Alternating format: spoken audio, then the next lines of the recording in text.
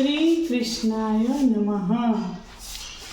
कल हमने शेमुशी किताब से, शेमुशी पुस्तक से संधि विच्छेद किया। अब हम अवयवों का प्रयोग कैसे करते हैं, रिक्त स्थान में अवयव कैसे भरने हैं, उसका प्रयोग करेंगे। अधोलिखितानाम अव्ययानाम सहायतया रिक्त स्थानानि पूरयत। पहला अवयव है ब्रशम। ब्रशम का मतलब अर्थ होता है अत्यधिक, यत्र यानी जहाँ, तत्र यानी वहाँ, अत्र यानी यहाँ, अपि यानी भी, एव मतलब होता है ही, सदा मतलब हमेशा, बही मतलब बाहर। तो अब सबसे पहला है प्रश्न नंबर 4। प्रश्न नंबर 4 का क में लिखा है इदानीं वायुमंडलम प्रदूषितम अस्ति। क्या लिखा है? इदानीं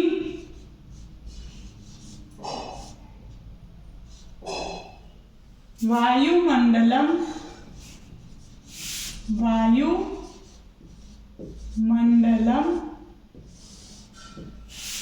इदानीं वायुमंडलम, फिर रिक्त स्थान दे दिया है, फिर लिखा है प्रदूषितम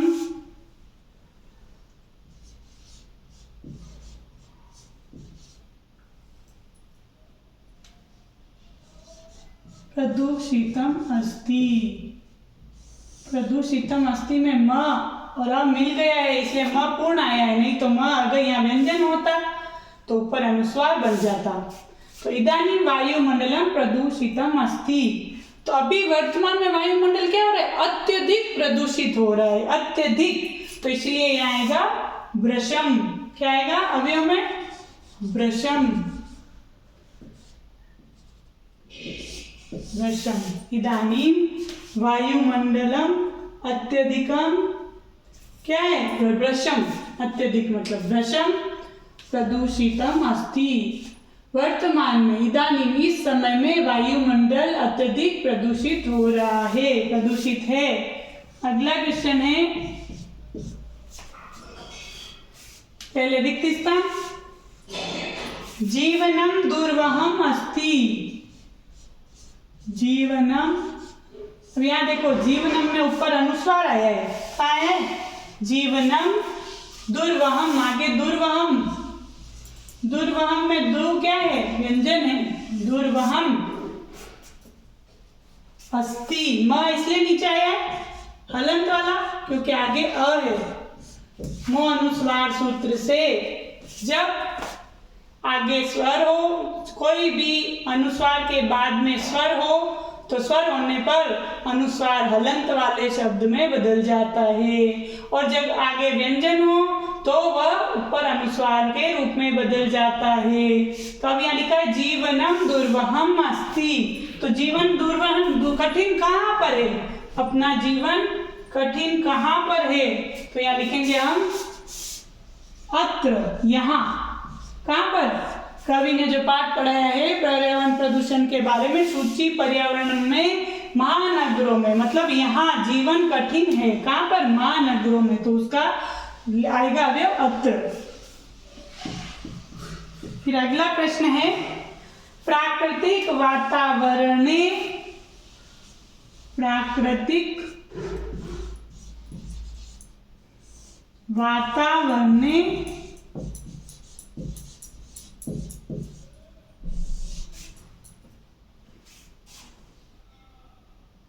क्षणम संचरणम, क्षणम संचरणम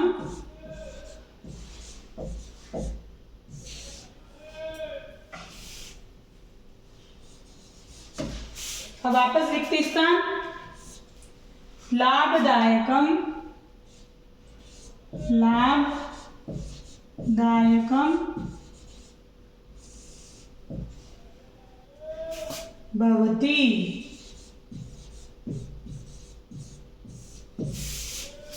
लिखा है कि प्राकृतिक वातावरण में क्षण भर का चलना लाभदायक होता है। कुछ चलना, वॉकिंग करना क्या होता है? लाभदायक होता है। तो क्या लिखा है? संचरणम, तो यहाँ आएगा चलना भी, अपी। यहाँ भी देखो म, अनुस्वार का म हलंत वाला नीचे आया है, तो यहाँ पे क्या आएगा? यहाँ स्वर है, स्वर वाला शब्द होगा कोई, तो लिखा है प्राकृतिक वातावरण में थोड़ा चलना भी लाभदायक होता है।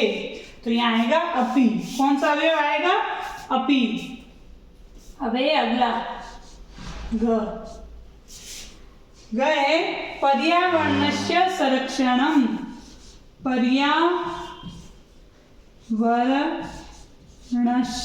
पर्यावरण का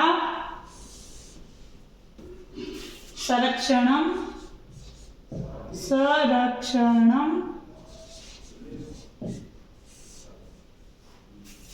पर्यावरणस्य संरक्षणम। इसमें भी माँ हलंत वाला आया है, मतलब यहाँ कोई अ वाला ही वर्ड आएगा, कोई स्वर वाला ही आएगा। संरक्षणम प्रकृतेः आराधना। प्रकृतेः आराधना। तो पर्यावरण की सुरक्षा क्या है? प्रकृति की आराधना। तो पर्यावरण की सुरक्षा ही, एव आएगा यहाँ पे, क्या आएगा? एव। पर्यावरण की सुरक्षा ही प्रकृति की आराधना है, प्रकृति की पूजा है। अतः हमें पर्यावरण का क्या करना चाहिए? संरक्षण करना चाहिए। फिर अगला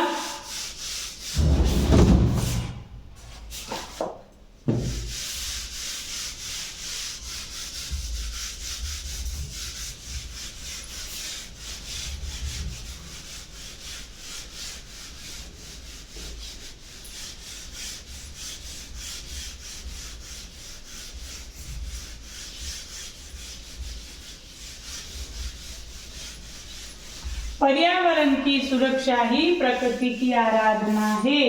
तो अगला प्रश्न है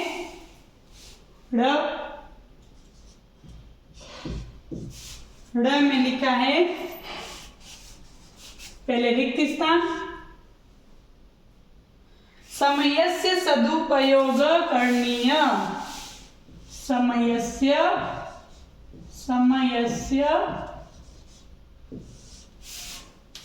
सदुपयोगः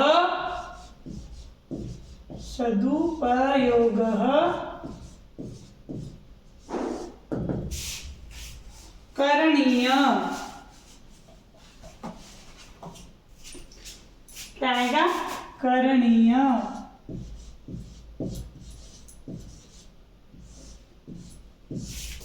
समय का सदुपयोग करना चाहिए सदा, हमेशा।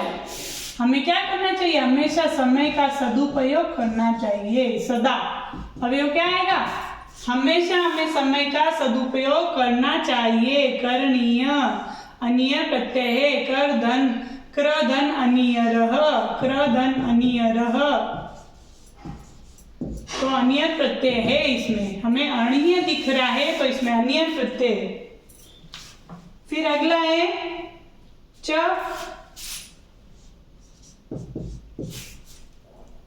भूकंपित समये। भूकंपित समये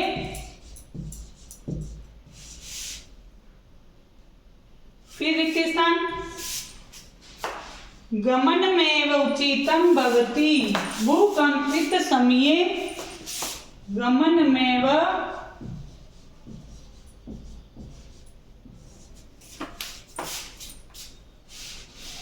उचितं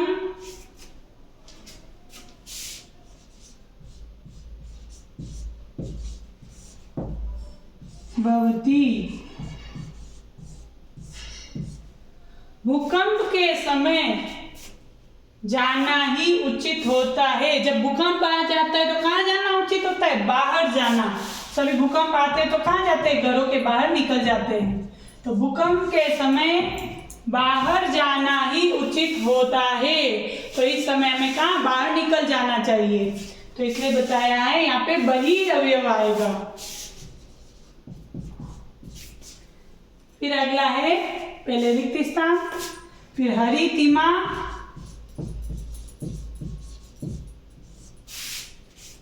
फिर रिक्त स्थान, सूची, पर्यावरणम।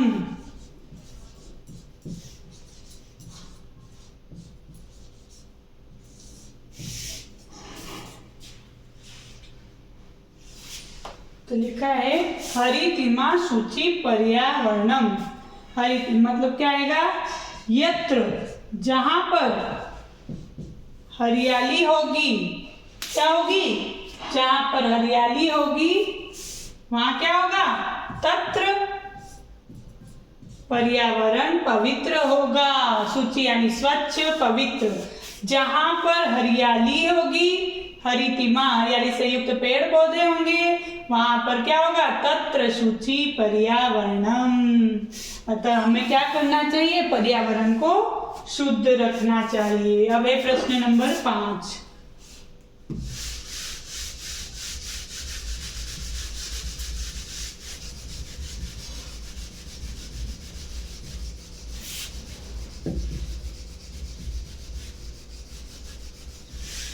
प्रश्न 5 है अधोलिखितानां पदानां पर्याय पदम लिखत। प्रश्न 5 क्या है, अधोलिखितानां पदानां पर्याय पदम लिखत। जो शब्द दिए हुए हैं नीचे उनके पर्यायवाची शब्द लिखने हैं हमको। क्या लिखने हैं, पर्याय पदम लिखत। तो प्रश्न 5 का क है सलीलम। क्या लिखा है, सलीलम। प्रश्न 5 में पर्यायवाची शब्द पूछे हैं हमको। क्या पूछे हैं, पर्यायवाची शब्द। तो हमने हिंदी में पढ़ा है जल, तोय, पय, नीर, वारी। उसी प्रकार इसमें सलीलम का पर्यायवाची होगा जलम। क्या होगा, जलम। इजी, सबसे इजी है जल। जल तो हम पढ़ते ही है, जलम। सलील का पर्यायवाची क्या हुआ, जलम। जल, वारी, नीर, तोय, इस प्रकार पढ़े हमने हिंदी में।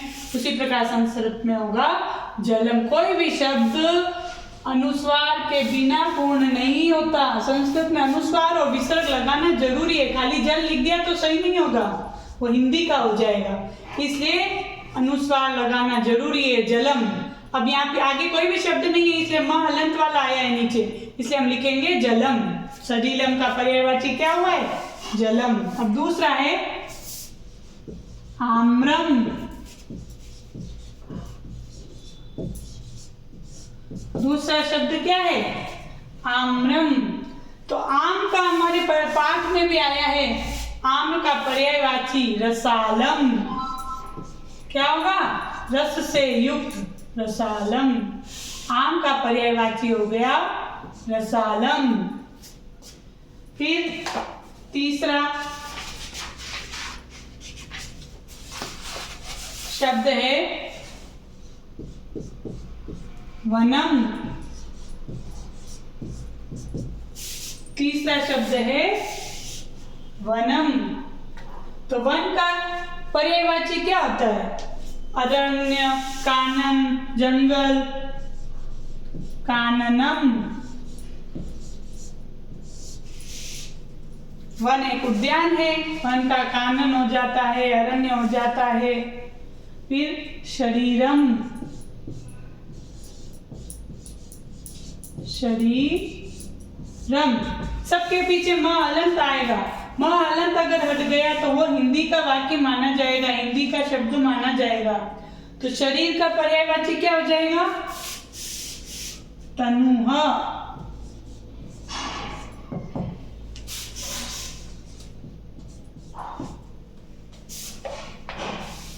फिर अगला है कुटिलम।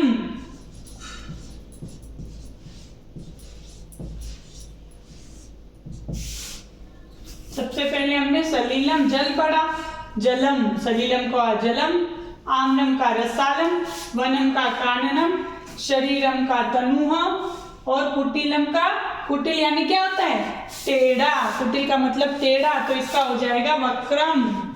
हमने पाठ में पढ़ा है ना, वक्रम पाठ में आया हुआ है।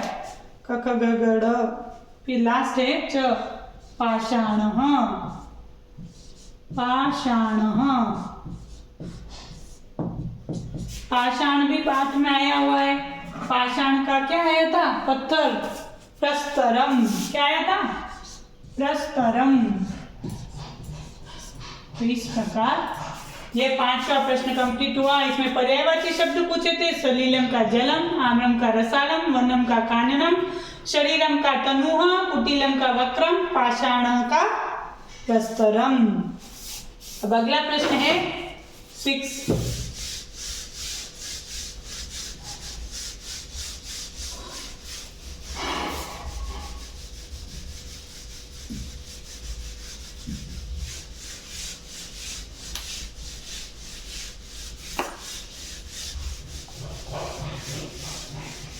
ये सब कंप्लीट होने के बाद हम संधि प्रकरण पढ़ेंगे व्याकरण में, तो आप आगे से आगे देखते रहिएगा। प्रश्न नंबर 6 में पूछा है, उदाहरणम अनुसृत्य पाठा चित्वा च समस्त पदानि समास नाम च लिखत। समस्त पदानि और समास नाम दो चीज बताने हैं। तो अब समस्त पद और समास क्या होते हैं? तो इसमें सबसे पहले समास किसको कहते हैं?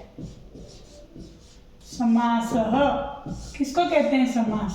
समस्त पद और समास जब हम पढ़ रहे हैं तो समास किसको कहते हैं? तो इसका होता है समसनम समासः, समसनम समासः।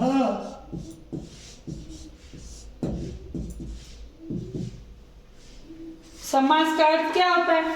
शाब्दिक अर्थ होता है संक्षेप। शाब्दिक अर्थ क्या होता है? संक्षेप में लिखना, संक्षेप।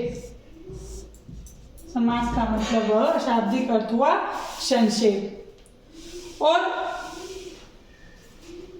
समास किसको कहते हैं?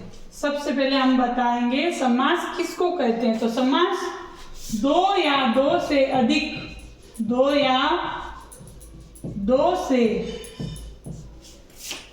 अधिक पदों के मिलने से, दो या दो से अधिक पदों के मिलने से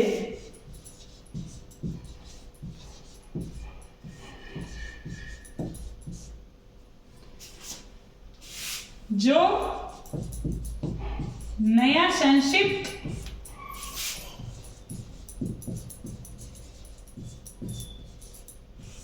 रूप वाला शब्द बनता है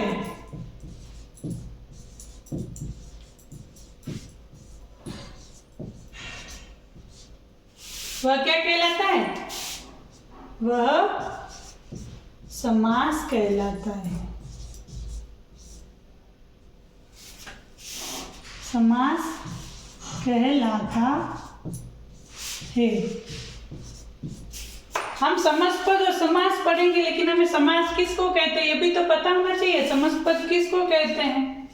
तो इस प्रकार समास, समास का संस्कृत में एक छोटा सा पद लिखा होता है, सूत्र है। ये क्या है? सूत्र। सम सनम समासः, सम समम सनम समासः। समास का मतलब होता है संक्षेप। तो दो या दो से अधिक पदों के मिलने से जो नया संक्षिप्त रूप वाला शब्द बनता है वह समास कहलाता है। तो समास के, वैसे तो समास के नियम से 5 भेद होते हैं। कितने होते हैं? 5 भेद। लेकिन हमारे कोर्स में 10वीं कक्षा में मुख्यतः 4 भेद बताए गए हैं। कितने भेद बताए गए हैं? 4। वैसे नियम से 5 भेद होते हैं, लेकिन यहाँ पर हमारे कोर्स में 4 भेद ही है, तो इसमें बताए गए हैं 4 भेद होते हैं। कितने भेद होते हैं? 4।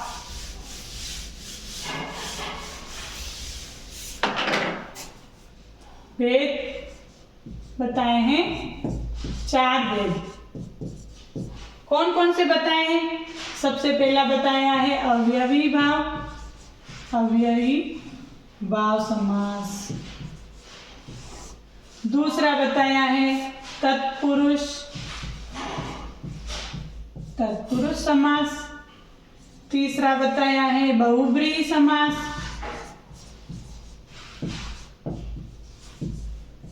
और चौथा बताया है द्वंद्व समास।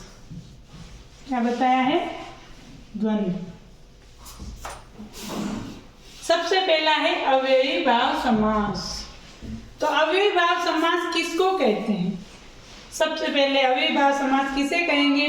तो इसमें बताया गया है कि अव्ययी भाव समास वह होता है जिसका पहला पद क्या होता है?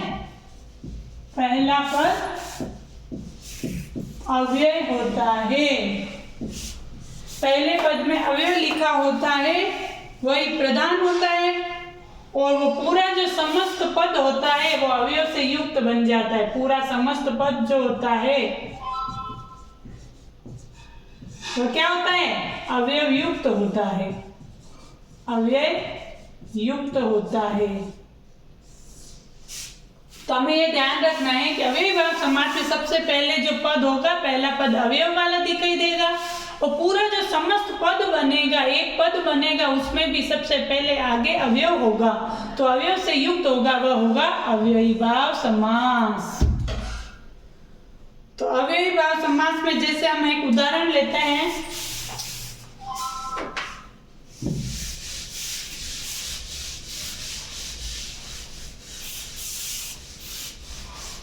निर्मक्षिकम। क्या उदाहरण लिया हमने?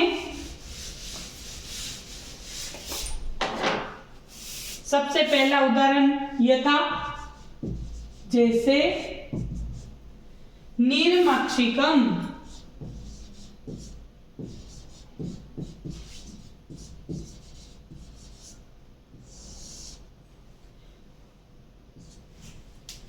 निर्मक्षिकणम का विग्रह क्या हुआ? मक्षिकाणाम अभावः। मक्षिकाणाम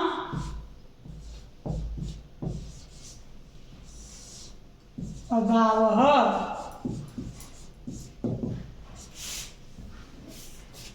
उसका संक्षिप्त रूप हुआ निर्मक्षिकम।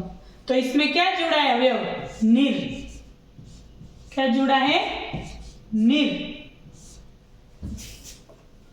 समस्त पद हुआ निर्मक्षिकम, अवयव हुआ निर, और इसका जो समस्त पद जो विच्छेद हुआ, विग्रह हुआ, समस्त विग्रह, यह विग्रह कहलाता है। क्या कहलाता है? विग्रह। विग्रह हुआ मक्षिकाणाम अभावः। तो हम पढ़ रहे हैं समस्त पदानि एवं समासनाम। विग्रह वाक्य हुआ या मक्षिकाणाम अभावः, विग्रह वाक्य हो गया। क्या हो गया? विग्रह वाक्य। तो सबसे पहले हमें यह तो पता होना चाहिए कि विग्रह वाक्य किसको कहते हैं, अवयव किसको कहते हैं, और समास नाम क्या होगा, और समस्त पद कौन सा होता है। ये समस्त पद, तो इसलिए मैंने आपको थोड़ा सा बताया समास के बारे में कि हम 6 वाला क्वेश्चन कर रहे हैं। उदाहरणानुसृत्य पाठाचित्वा समस्त पदानि समास नाम च लिखकर। तो सबसे पहले विग्रह वाक्य क्या होता है? तो ये उदाहरण जो होता है वो होते हैं विग्रह वाक्य, और जो पूरा जो पद होता है वो समस्त पद कहलाता है। किसी भी का पूरा एक संक्षिप्त रूप, समस्त पद क्या होता है? किसी भी वाक्य का संक्षिप्त रूप होता है समस्त पद, और इसके आगे जो जुड़ा होता है वह होते हैं अवयव। तो इस प्रकार जब किसी भी शब्द के आगे अवयव जुड़े हैं और वह संक्षिप्त रूप में पद पूरा करता है वो समास है, और समास में अवयव आगे जुड़ा है तो अवयवी भाव समास हो गया। और विग्रह वाक्य क्या हुआ, उसका जो पूरा जो वाक्य का रूप बनता है मक्षिकाणाम भावः, तो इसका क्या बनेगा, समस्त पद निर्मक्षिकम, इसमें निर जुड़ा है इसलिए अव्ययी भाव समास है। तो इस प्रकार हम समास भी पढ़ेंगे। तो ये मैंने थोड़ा सा समझाया आपको। अब अपन वापस क्वेश्चन नंबर 6 पे आएंगे। क्वेश्चन नंबर 6 में क्या है, सबसे पहला शब्द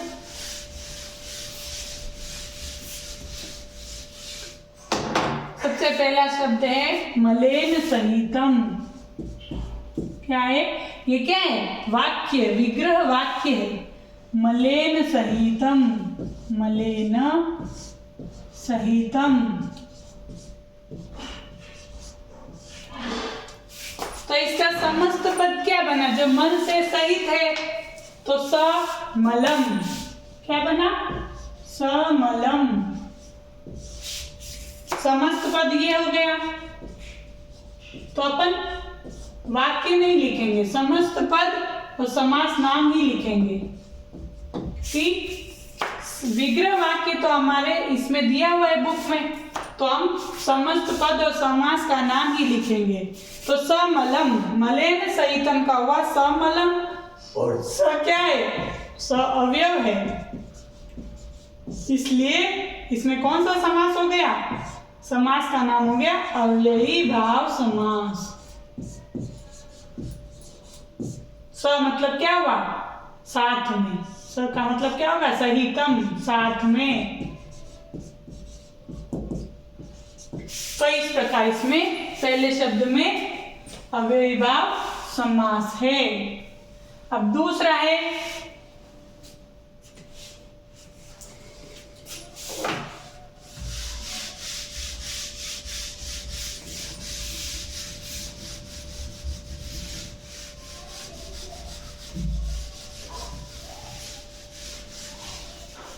क्या लिखा है, हरिताः च ये तरवः।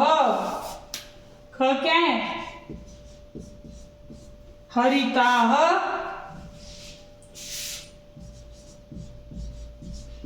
हरिताः च ये तरवः तेषाम। ये क्या है, विग्रह वाक्य दिया हुआ है।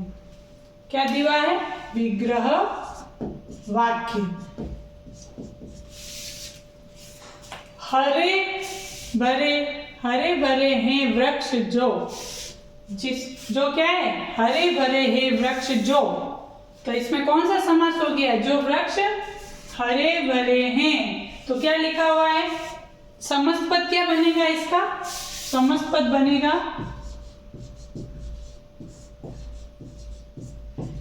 हरित तरुणाम।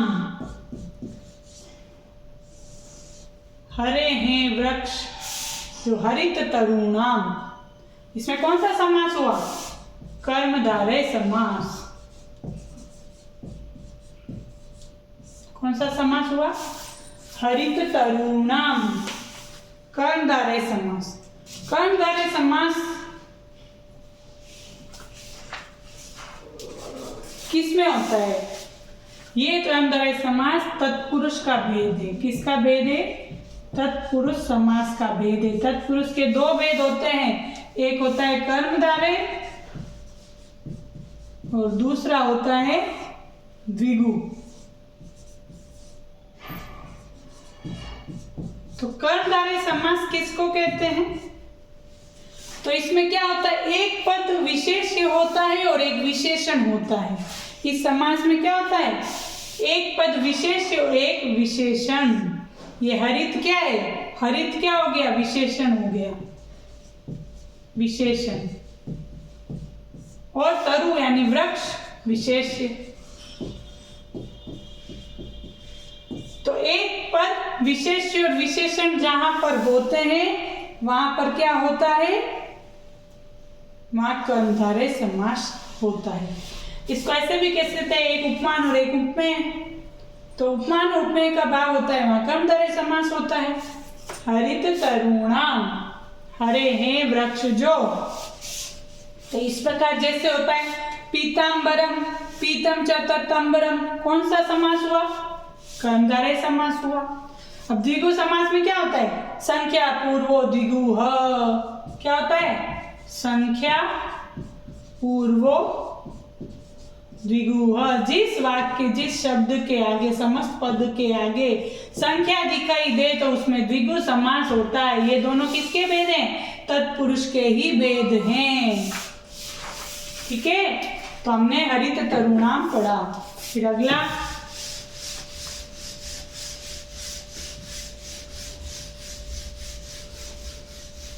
अगला शब्द है ललिता च या लताः। अगला विग्रह वाक्य क्या है?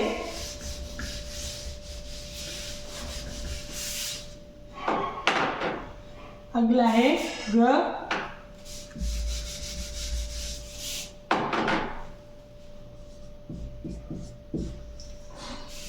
ललिताः, ललिताः च याः, च याः लताः।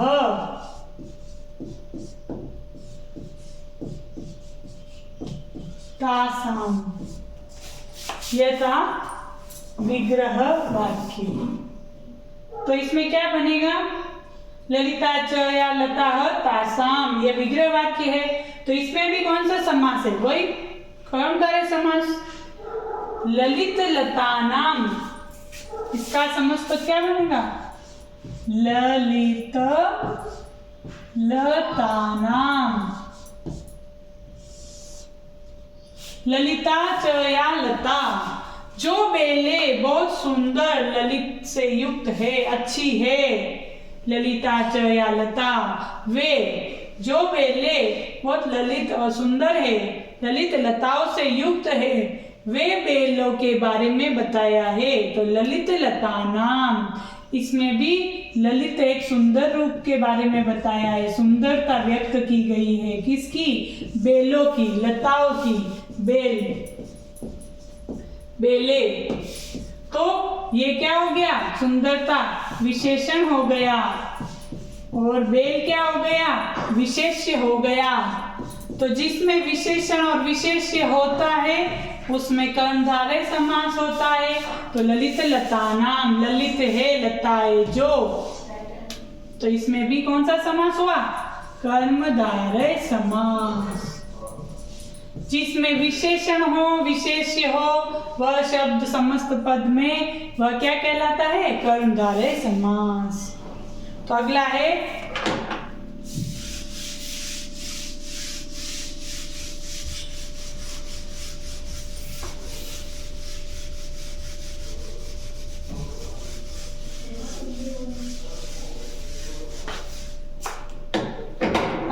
नवा मालिका। अगला वाक्य है नवा मालिका।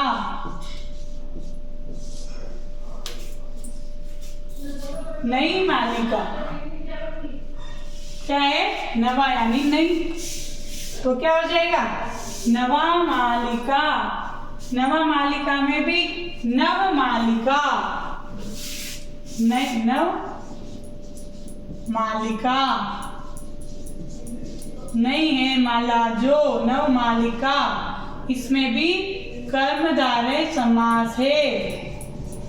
कौन सा समास है? कर्मधारय। नव यानी नवीन, यह भी विशेषण। मालिका, मालिका क्या हो गई? माला। तो ये क्या हो गई? विशेषण। विशेष्य, ये हुआ विशेष्य, ये हो गया विशेषण। नहीं है माला जो, नव मालिका। नव मालिका नहीं है माला जो, तो इसमें भी हो गया कर्मधारय समास।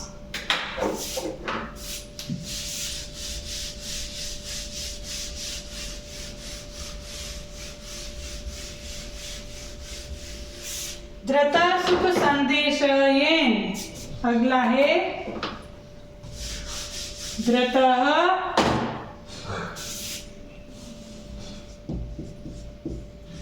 धृतः सुख संदेशः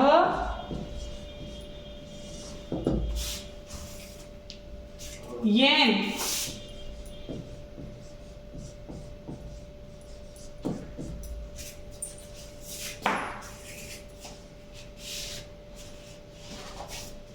जो सुख संदेश देता है, धृत सुख संदेश येन, जिसमें सुख संदेश छुपा हुआ हो, तो धृत सुख संदेशम क्या होगा? ये धृत सुख संदेशम, जिसमें सुख संदेश निहित हो। ये कौन सा समास हुआ? बहुव्रीहि समास। बहुव्रीहि समास क्या होता है? जिसमें सुख संदेश निहित हो। धृत सुख संदेशम हो गया बहुव्रीहि समास। जो वाक्य दिया हुआ है धृत सुख संदेश येन, जिसमें सुख संदेश, जिससे हमें सुख संदेश मिलता हो, प्राप्त होता हो, तो इसका हो गया धृत सुख संदेशम। तो इसका, इसमें बहुव्रीहि समास में क्या होता है? इसका सूत्र होता है अन्य पदार्थ प्रदानः। क्या होता है? अन्य पदार्थ प्रदानः होता है बहुव्रीहि। मतलब इस समास में पहला धृत सुख संदेश, दूसरा शब्द, पहला पद और दूसरे पद का अर्थ न निकल कर तीसरा कोई अन्य ही अर्थ निकलता हो, उसको कहते हैं हम बहुव्रीहि समास। पहले और दूसरे का कोई अर्थ ही नहीं पता चल रहा है, इसमें अर्थ कोई दूसरा ही निकलता हो, वह कहलाता है बहुव्रीहि समास। जैसे कि हमने उदाहरण देखा नीलकंठः, नीलकंठः। अब इसमें क्या हुआ? नील अलग लिखा है, कंठ अलग लिखा है, तो नीलकंठ यस्य स, इसका विग्रह क्या हुआ? नीलः कंठः यस्य स। नीला है गला जिसका, वह, जिसका गला क्या है? नीला है, तो वह कौन हुआ? इसका तीसरा अर्थ क्या निकला? शिव, है ना? दो पद अलग अलग है, उसका वाक्य बनता है तो उसका अर्थ तीसरा निकलता है, अन्य अर्थ निकलता है, वह होता है बहुव्रीहि समास। तो इस प्रकार इसका भी यही हुआ, धृत सुख संदेश येन तम, जो हमें सुख संदेश देता हो वह, तो धृत सुख संदेशम। इस प्रकार इसका ये वर्ड बना और ये हुआ बहुव्रीहि समास। जो हमें सुख संदेश देता हो वह हो गया धृत सुख संदेशम। इसी प्रकार बहुव्रीहि समास में मैंने वापस एक उदाहरण समझाया, नीलकंठ, नीला कंठ ऐसे जिसका कंठ नीला हो गया हो, वह कौन होता है? शिव होता है। तो जिसका तीसरा अर्थ निकलता हो दो पदों से, वह होता है बहुव्रीहि समास। मतलब दो पद है, उन दोनों के अर्थ अलग है, उसके बाद उसका दोनों के जुड़ने के बाद भी उसका तीसरा अर्थ बनता हो, वह होता है अन्य पदार्थ युक्त बहुव्रीहि समास। अगला शब्द है अपना कज्जलम इव मलिनम।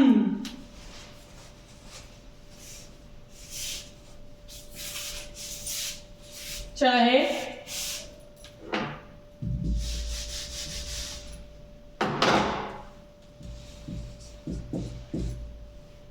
कज्जलम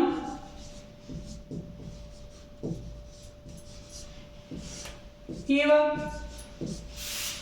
मलिनम,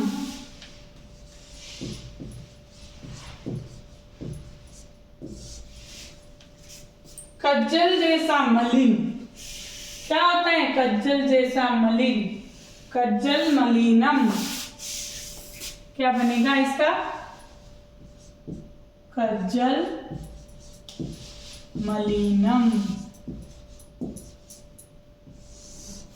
कज्जल यानी काला, काजल जैसा। काजल जैसा क्या होता है? काजल, काजल क्या होता है? काला होता है। तो ये क्या हो गया? विशेषण। क्या हुआ? विशेषण। फिर मलिन, मलिन यानी गंदा, ये क्या हो गया? विशेष्य। तो इसमें कौन सा हो गया समास? विशेषण और विशेष्य से युक्त होता है तो कर्मधारय समास। कौन सा हुआ है? कर्मधारय समास। हम विशेषण विशेष्य दिखाई दे तो हमें समझ लेना है इसमें कौन सा समास होगा? कर्मधारय समास। अब अगला है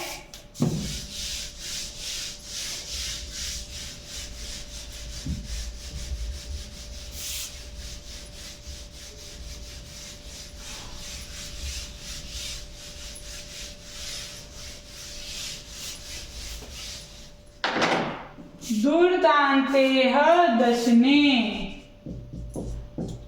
दुर्दान्तेः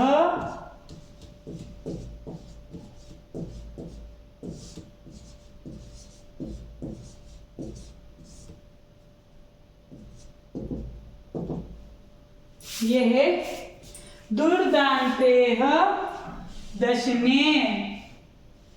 इसमें भी क्या है? वही कर्मधारय समास। दुर्दांत दशने।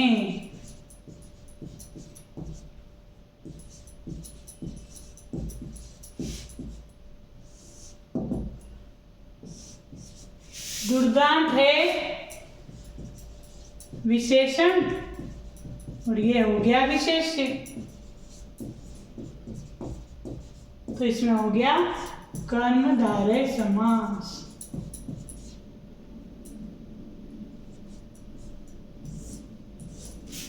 दुर्दान्ते दशने। तो दुर्दांत दशनेह। तो इस प्रकार हमने समस्त पद लिखे और समास के नाम लिखे। तो ये हमने समझ लिया समास। क्वेश्चन के अनुसार हमने समास समझे।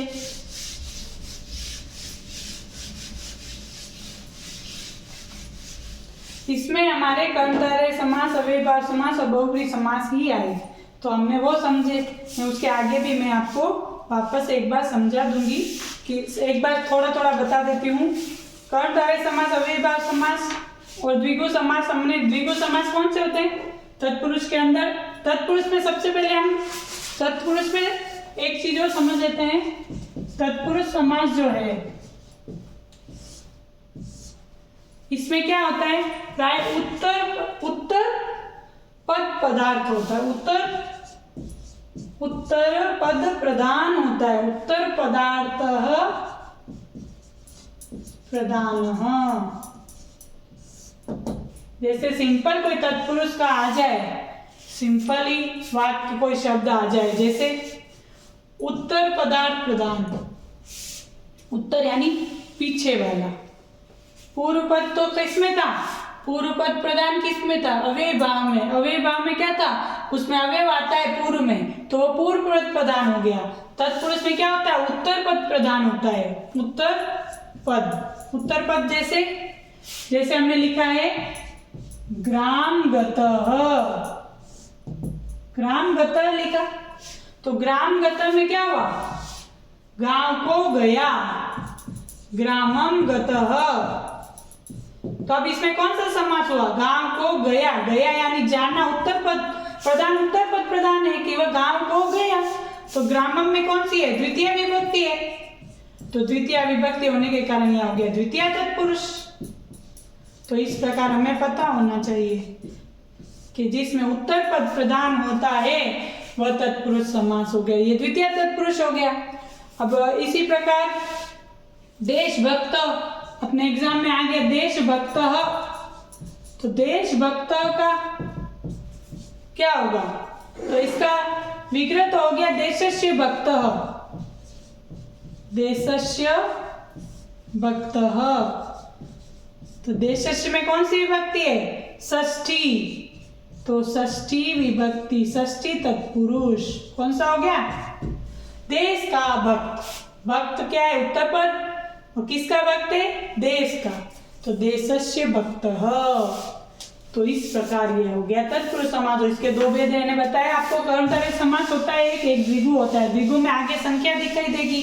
संख्या में जैसे द्विगु समास में संख्या दिखाई देती है। संख्या कैसे दिखाई देती है? देखो एक उदाहरण बता देती हूँ, क्योंकि अभी इतना ज्यादा समय नहीं है हमारे पास कि हम एक एक चीज को एक्सप्लेनेशन करके पढ़े।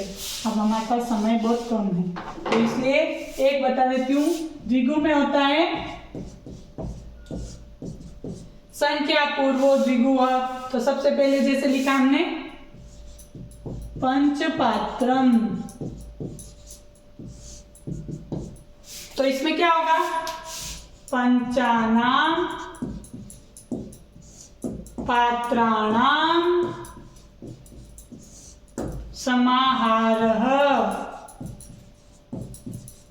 5 पात्रों का समूह पंचपात्रम। तो जहां पे आगे संख्या दिखाई दे तो इसमें समास कौन सा हो गया? द्विगु समास। इसमें जैसे सप्तर्षि, चतुर्युगम, ये सभी संख्या वाले शब्द है, वाक्य शब्द समस्त पद है, तो उसमें द्विगु समास हो गया। तो ये भी हमने पढ़ लिया। द्विगु, कर्मधारय, बहुब्री, तत्पुरुष के बारे में मैंने बता ही दिया। अब एक बचा है अपना द्वंद्व समास, वो भी हम कर ही लेते हैं। क्या बचा है? थोड़ा थोड़ा समझ लेते हैं। द्वंद्व समास में तो हमें ये ध्यान रखना है जहां पर और आए, और च आए संस्कृत में, तो वहां पे द्वंद्व समास होता है। जहां पे च दिखाई दे, जब वाक्य विग्रह में च दिखाई दे तो वो होगा कौन सा? द्वंद्व समास। जैसे कि राम लक्ष्मणों, राम लक्ष्मणों। जब राम लक्ष्मणों है, रामश्च, इसमें च आ रहा है ना बीच में, रामश्च लक्ष्मणश्च, लक्ष्मणश्च।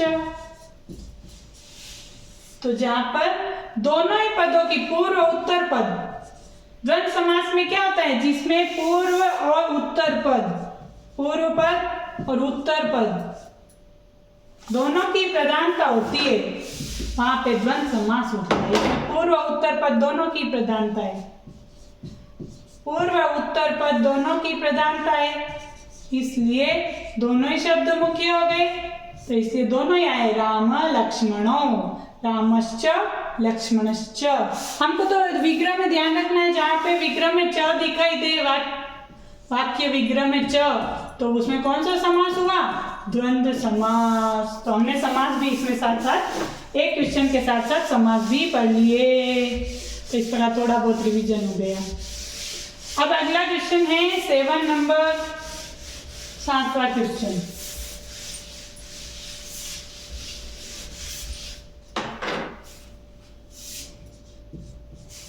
सातवां प्रश्न है, रेखांकित पदम आधृत्य प्रश्न निर्माणम कुरु। रेखांकित पद को देखकर प्रश्न का निर्माण करो। क्या करना है हमें? प्रश्न निर्माण करना है। तो इसमें क्या लिखा है? सबसे पहले शकटियानम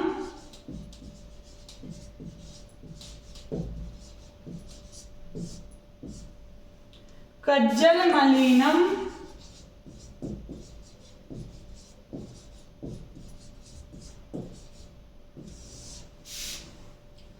धूमम मुंचति। धूमम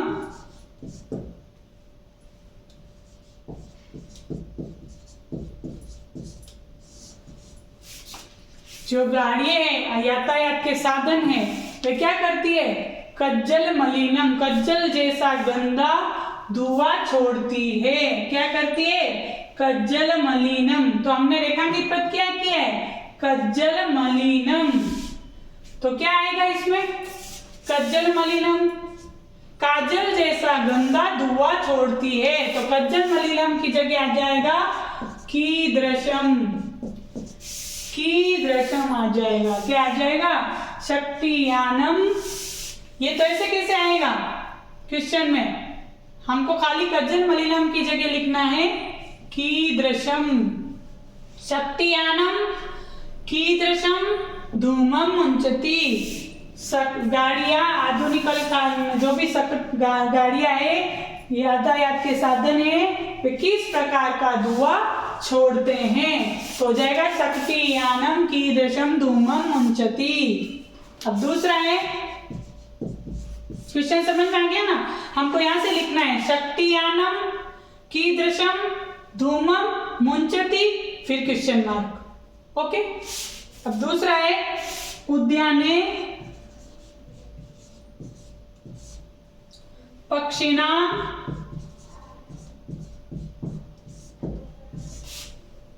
कलरवम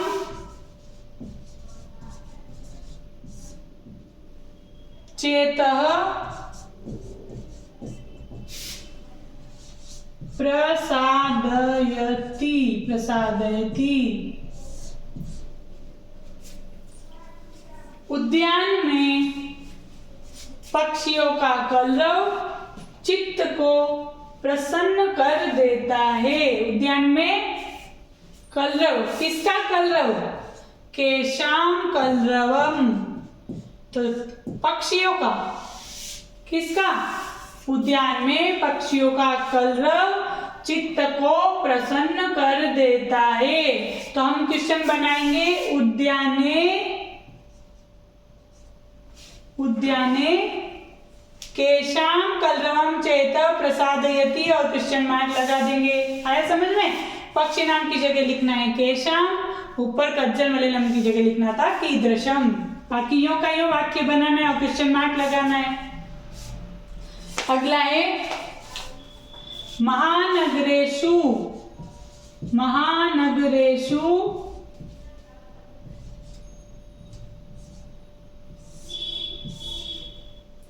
वाहनानां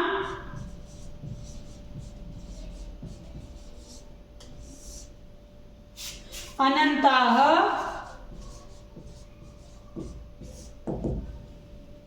पंक्तयः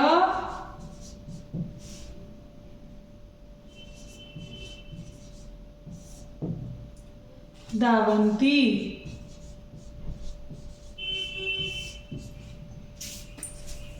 सबसे पहले इसका अर्थ हुआ महानगरेषु, महानगर में वाहनों का अनंत पंक्तियों में, अनंत कतारों में। महानगरेषु, महानगर में वाहन यातायात के साधन अनंत पंक्तियों में दौड़ते हैं। तो सबसे पहले इसमें निशान है महानगरेषु। तो कहां पर दौड़ते हैं? तो महानगरेषु की जगह क्या आ जाएगा? कुत्र वाहनानां अनन्ता पंक्तयः धावन्ति और क्वेश्चन मार्क। तो कहां पर बहुत सारे वाहनों की अनंत पंक्तियां दौड़ती है? तो कुत्र वाहनानां अनन्ता पंक्तयः धावन्ति। तो इस प्रकार ये क्वेश्चन मार्क लगा के इसको वाक्य को पूरा करना है।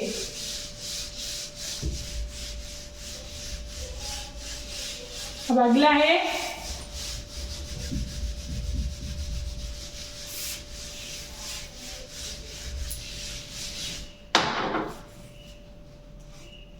ये ग तक हो गया। अब ड़ प्रकृत्याः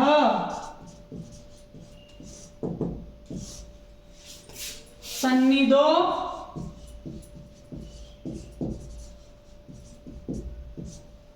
वास्तविकम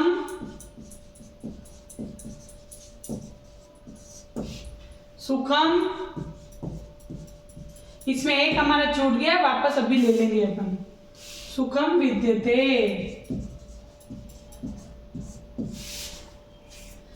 प्रकृत्याः सन्निधो वास्तविकम सुखम विद्यते। तो हमें किसकी सन्निधि से वास्तविक सुख मिलता है? प्रकृति की सन्निधि से, प्रकृति के साथ रहने से हमें क्या मिलता है? वास्तविक सुख मिलता है। तो किसकी सन्निधि से? प्रकृति की। तो कस्याह, क्वेश्चन मार्क में क्या आ जाएगा? कस्याह सन्निधो वास्तविकम सुखम विद्यते, और फिर हम क्वेश्चन मार्क लगा देंगे। कस्या जोड़ना है, प्रकृति की जगह क्या लिखना है? कस्या, और एक हमारा छूट गया था ग वाला। पाषाणी सभ्यता, पाषाणी सभ्यतायां लता तरु गुल्मा, लता तरु गुल्मा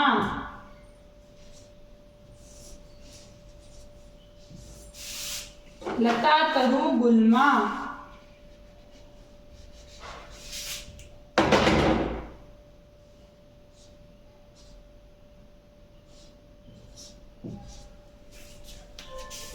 प्रस्तर तले